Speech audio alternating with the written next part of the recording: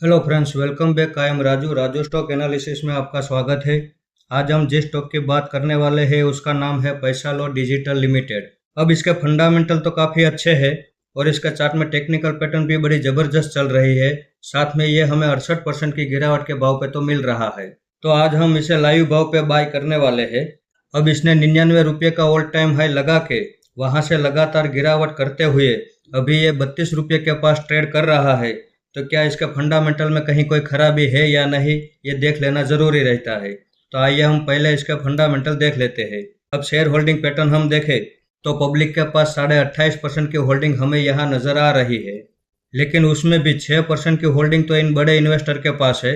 यानी कि पब्लिक के पास केवल 22.5% जितनी होल्डिंग है, डीएस के पास 10.5% जितनी होल्डिंग है, एफआईएस की इसमें 10.5% जितनी होल्डिंग है, बाकी सारी होल्डिंग प्रमोटर के पास मौजूद है।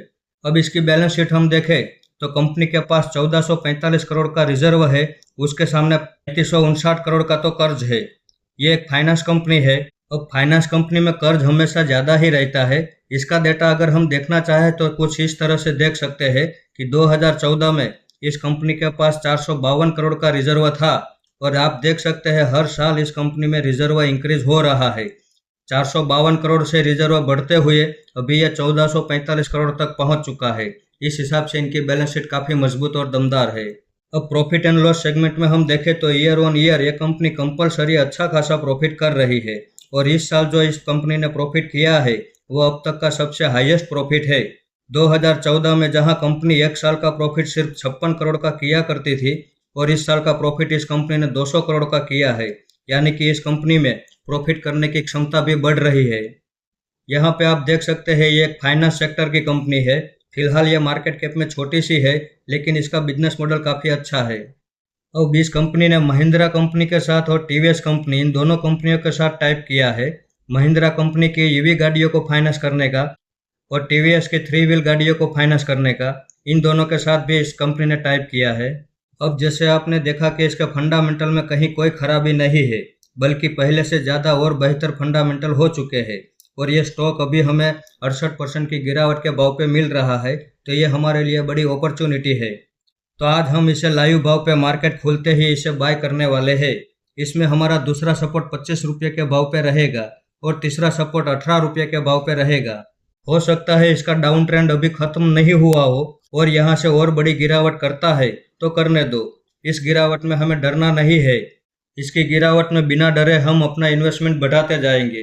इसका चार्ट आप देख सकते हैं, ये हायर हाई हायर लो के पैटर्न से ऊपर की ओर मूवमेंट कर रहा है। ये गिरावट करता है, बड़ी गिरावट भी करता है, लेकिन जब ये चलना शुरू करता है तो अपने पुराने ऑल टाइम हाई को ब्रेक करके एक नया ऑल टाइम हाई लगाता है। यहाँ पे भी देख लीजिए, गिरावट हुई, बड़ी गिरावट हुई, लेकिन जब इसने चलना शुरू किया तो अपने पुराने ऑल टाइम हाई को टच कर दिया। फिर से गिरावट हुई, फिर से अपने पुराने ऑल टाइम हाई को टच करके एक नया ऑल टाइम हाई बनाया। तो ये गिरावट हमारे लिए एक अपॉर्चुनिटी है। इस अपॉर्चुनिटी को हम छोड़ना नहीं चाहेंगे। इसमें हमारा टारगेट 100 रुपये का रहने वाला है। 100 रुपये के भाव पे हम 75% होल्डिंग एग्जिट कर देंगे और बाकी बची 25% होल्डिंग लॉन्ग टाइम के लिए छोड़ देंगे। इस कंपनी के ऊपर हम भरोसा कर सकते हैं। अब इतने अच्छे फंडामेंटल वाली कंपनी जब इतने सस्ते भाव पे हमें मिल रही हो तो एक एंट्री करना तो यहाँ बनता है। और यदि ये यहाँ से और ज़्यादा बड़ी गिरावट करता है तो करने दो। इसकी हर गिरावट का फायदा उठाने के लिए हम तैयार है। अब इसी लेवल से ये वापस ऊपर चलना शुरू करता है तो 100 रुपये पे हम प्रॉफिट बुक करते हैं तो यहाँ से हमारा प्रॉफिट 3 गुना होने वाला है। मान लो यहाँ से और ज़्यादा गिरावट करता है तो 25 रुपये के भाव पे हम दूसरी एवरेज करने वाले हैं और वहाँ से चलना शुरू करता है तो 100 रुपये पे हमारा प्रॉफिट 4 गुना होने वाला है। और यदि वर्ष के सिनारियो में और ज़्यादा बड़ी गिरावट करता है और 18 रुपये के भाव पे ये आता है तो वहाँ पे हम दिल खोल के इन्वेस्टमेंट करने वाले हैं, क्योंकि वहाँ से हमारा प्रॉफिट 5 गुना होने वाला है।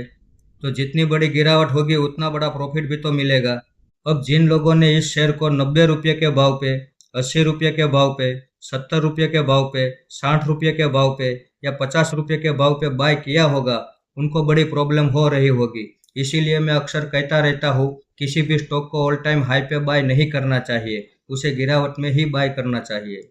और अगर गिरावट नहीं होती है तो गिरावट होने का इंतज़ार करना चाहिए। लेकिन किसी भी स्टॉक को हम गिरावट में बाय करेंगे तो उसमें हमारा प्रॉफिट भी बड़ा बनता है। ऑल टाइम हाई पे मैं इसलिए किसी भी स्टॉक को बाय नहीं करता क्योंकि वहाँ उसके वैल्यूशन महंगे हो जाते हैं, और इस गिरावट में इसलिए मैं बाय कर रहा हूँ क्योंकि यहाँ इसके वैल्यूशन सस्ते हो जाते हैं। और सस्ते वैल्यूशन पे अगर हम किसी भी स्टॉक को बाय करेंगे तो उसमें हमारा प्रॉफिट तो बड़ा बनेगा, लेकिन जल्दी भी बनेगा। ये दो बड़े फायदे हैं किसी भी शेयर को सस्ते वैल्यूशन पे बाय करने का। अब इसके चार्ट में हमें इतना भरोसा मिल जाता है कि ये गिरावट चाहे कितनी भी करे, करने दो, लेकिन जब ये चलना शुरू करता है तो कम से कम 1 साल और ज़्यादा से ज़्यादा 2.5 साल में ये अपने पुराने ऑल टाइम हाई को टच कर देता है। तो इस वीडियो को आप मेरी ओर से बाइंग या सेलिंग की रिकमेंडेशन ना समझे, ये मेरा पर्सनल व्यू है जो मैं आपके सामने शेयर कर रहा हूँ। ऐसे ही अच्छे अच्छे टेक्निकल और फंडामेंटल वाले स्टॉक मैं आपके सामने लाता रहूँगा। आपने यहाँ तक मेरा वीडियो देखा, इसके लिए आपका बहुत बहुत धन्यवाद।